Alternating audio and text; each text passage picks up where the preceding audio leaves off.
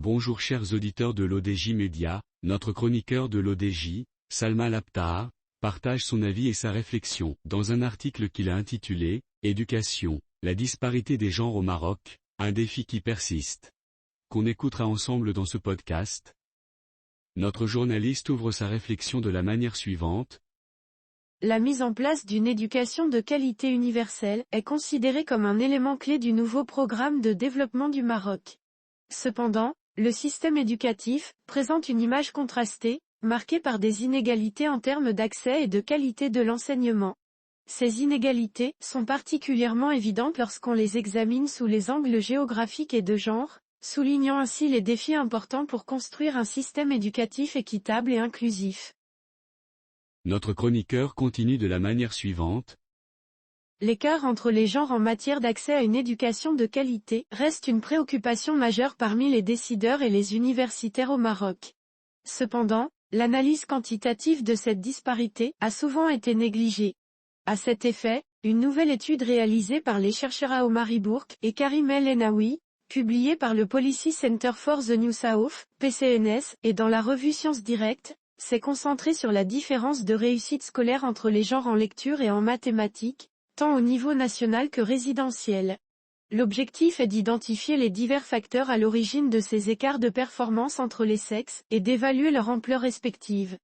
Selon les chercheurs, le Maroc s'est engagé dans une réforme audacieuse menée par le Conseil supérieur de l'éducation, de la formation et de la recherche scientifique, CSEFRS.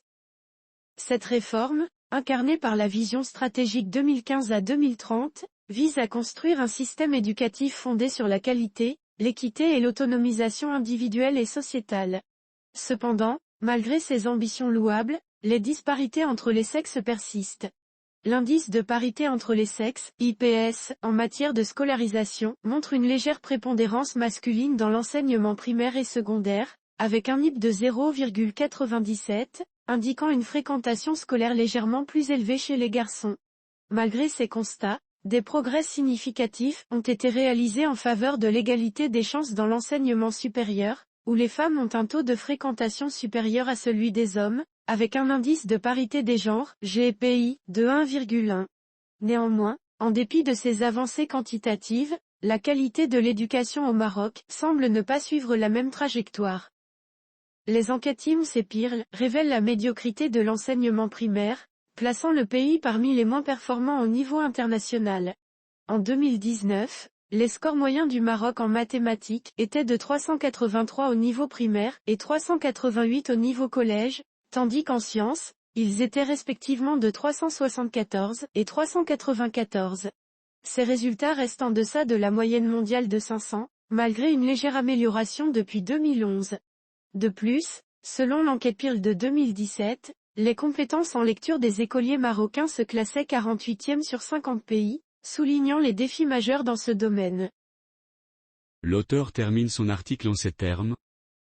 L'étude souligne que l'indice mondial d'écart entre les sexes, notamment le sous-indicateur niveau scolaire, met en lumière les disparités éducatives entre les genres à travers le monde. Alors que certains pays, principalement en Europe et en Amérique du Nord, ont atteint une parité parfaite avec un score de 1, d'autres, comme le Maroc, se situent encore loin de cet objectif, avec un score de 0,945 et une position au 114e rang mondial. Cela indique une marge d'amélioration significative et le défi constant de réaliser une égalité effective des opportunités éducatives pour tous les genres. L'étude recommande la mise en œuvre de mesures de soutien pour les élèves concernés et la mise à niveau de ceux entrant directement à l'école primaire. De plus, les défis liés aux caractéristiques des écoles et des enseignants, tels que la disponibilité des bibliothèques, la taille des classes, le sexe des enseignants, le niveau d'éducation et l'expérience, doivent être résolus. Rédigé par Salma Labtar. Merci d'avoir écouté ce podcast de l'ODJ Média. N'oubliez pas de vous inscrire sur notre newsletter quotidienne à partir du portail lodj.ma. Alors, on se dit au prochain podcast de nos chroniqueurs de l'ODJ, et à très bientôt.